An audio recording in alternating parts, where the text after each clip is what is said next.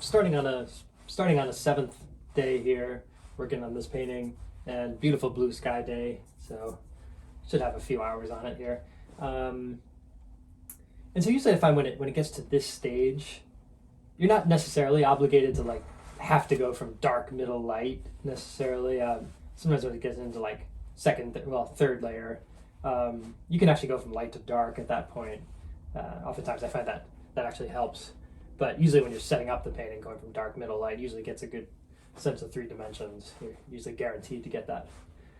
But the other thing I find is to like when you're starting, when it's at this stage and you're starting a new session, I find it good to just kind of ask yourself really what jumps out in the picture as needing attention the most. And I find if you just kind of just spend some time just looking at it, looking at the subject and looking at the painting, it'll kind of just tell you. And it may not be what you want to hear, you know.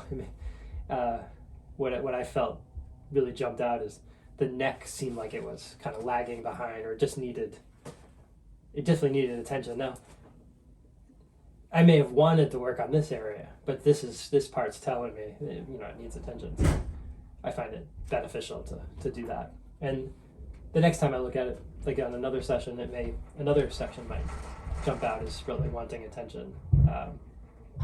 So, and the other thing,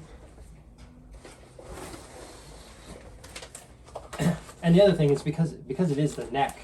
I always find it hard to keep track of all the muscles in the neck. I mean, the famous one is sternocleidomastoid, which everyone should know who does any kind of figure drawing or portrait drawing. And that's the famous one here, but a lot of these splenius muscles and sternohyoideus. So I find sometimes it's helpful to have, this is the Richer Artistic Anatomy from the École des Beaux-Arts, and it has very good diagrams on this. And so I find it just, helpful to maybe just, there's no harm in having that open, and if you get stuck on an area, it can help just that little bit, So at the moment I'm just working on just this neck area, and I always think of it as like there's like a time limit.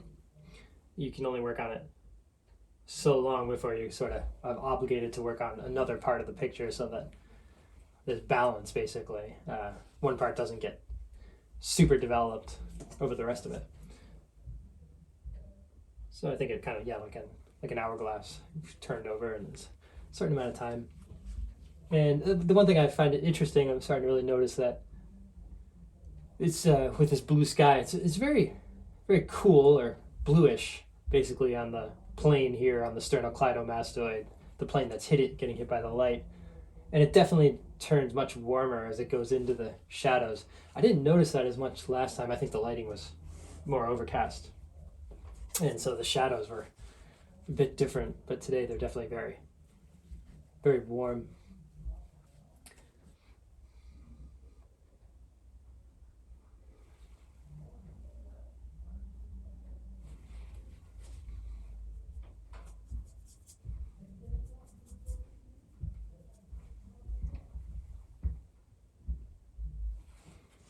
And so now, having worked on the neck for a while, I'm sort of just naturally drawn back up to the face here, and I put in a few really warm notes here on the cheek. That seems to be the warmest section of the painting. I know it's hit by the cool light, but it reminds me of what Daniel Green said in his demos, like, you'll find warms and cools in the shadows, you'll find warms and cools in the midtones, and you'll find warms and cools in the lights. In other words, it's not just cool or warm in one of those sections, it's both. A lot of that is because of local color too. The actual color of the object.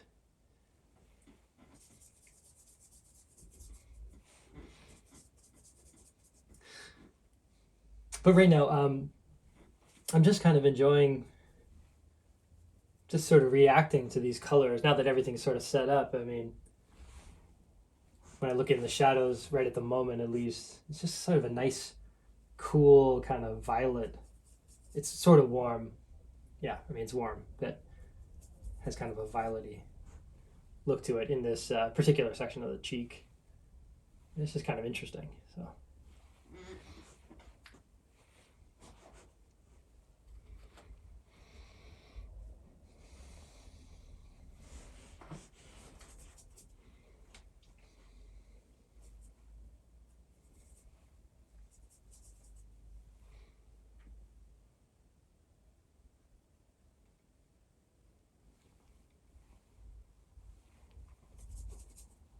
I always think of Monet's haystacks. It's kind of that ultimate example of just seeing all kinds of colors sort of dancing in the shadows. Definitely hope to take a trip down to New York soon to look at some of the Impressionist paintings up close. There's nothing better than that.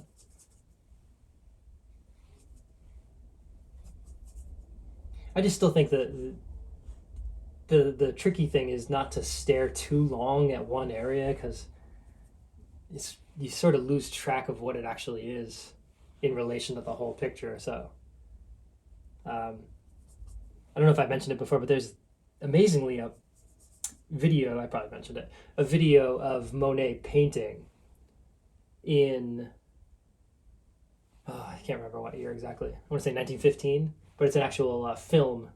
And the amazing thing about that is that he's painting in Giverny there, and he'll be painting and he'll look over at the subject, but you'll notice he doesn't look at it very long. I mean, he just kind of glances at it. I'd say definitely less than a second every time he looks at it. So he's not staring at it like this at all, at his subject. He when he's working on it, he just kind of looks over for just a second.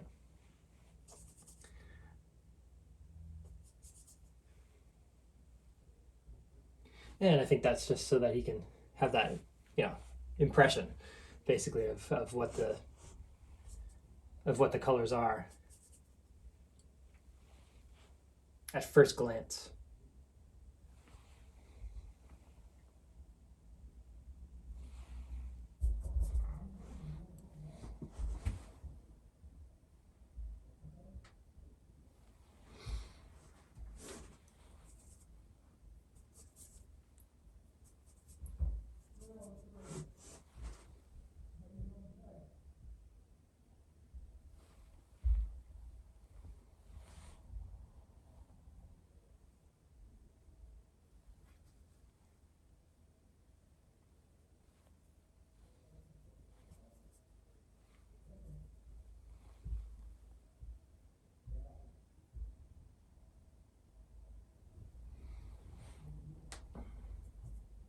And so it's a little later in the day now, and pretty much at this stage just kind of reacting to the colors that I'm seeing, not feeling like I need to follow any definite systematic order or anything.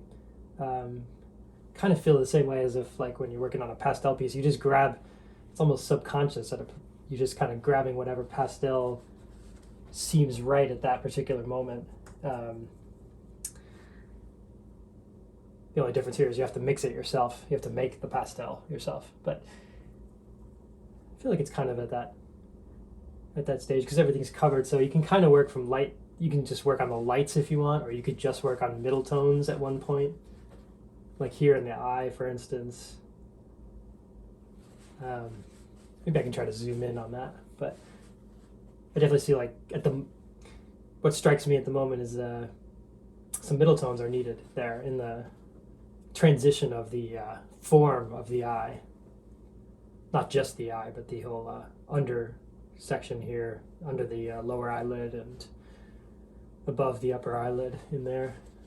And I guess that's shadow in there.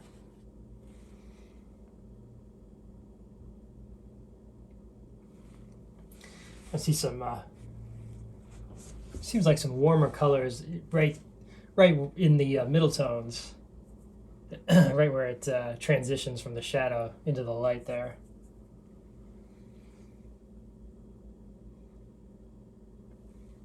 And this one particular spot right here with the cool light source, it's a very cool color, actually.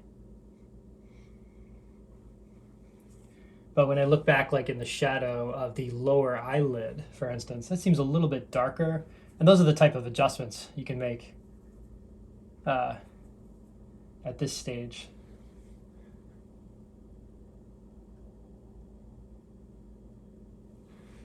Again, trying never to actually paint things as much as possible. You know, you want to, like an impressionist, just be reacting to the color sensations.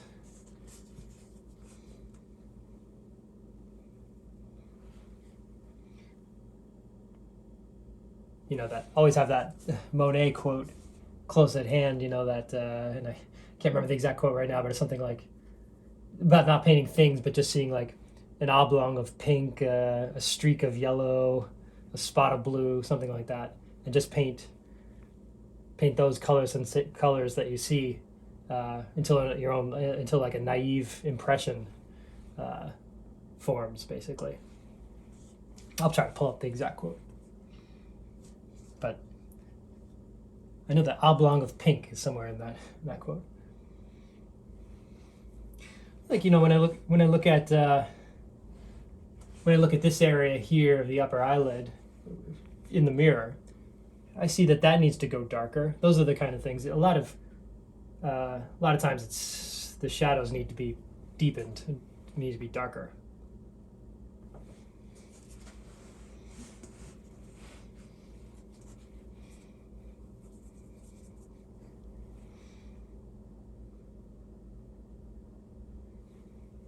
One of the things I've been thinking about a lot is Henry Ward Ranger's book. It's called Art Talks with Ranger, and it was actually put together by Ralcy Husted Bell. It's from 1914. It's available on archive.org. I'll put the link to it in the description.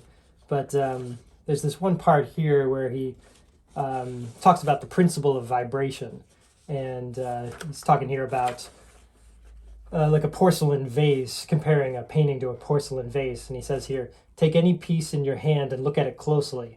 At a little distance, it probably looked like a white or green or a blue or some other color. But as you examine it carefully nearby, you will find the color is full of intermixed tones, which give its vibrating effect. This charm is generally accepted, perhaps for the reason that it increases the physical pleasure of the eye, which is readily transmuted into a mental one. And then he goes on to compare it to music. He talks about how first comes the motif, the tune, which can be whistled. Then the composer builds harmonies around it, amplifies it, plays it on a piano, and we call it a monotone. Then if this harmonized tune is skillfully handled in tone, color, and orchestrated, it becomes symphonic. And then he applies it to painting here. There's something similar to this in pictures. First, the design, which is the motif. It is only an unshaded drawing. Put in the light and shade. It has now gone a step ahead and is a monochrome. Then add color, and it has become a symphony, a masterpiece, perhaps. So a lot of that. He also talks in here about he actually complains about a specific salon painting that if you look at a certain section of it, it's just one flat color. And he makes the point, he talks a lot here about Rembrandt, Reynolds, Whistler, that if you look closely at any section of their painting, you will never find that one flat color. It's always many, many different colors. So I've been thinking about that a lot, you know. I think you can spend your whole life basically trying to figure out exactly what that means. But if you have a big background like this, I was looking at this morning, it was like, it seemed kind of flat, even though I thought I had put in a lot of color. But I would like to get that to vibrate a little bit more, to be just more interesting, hopefully more like music.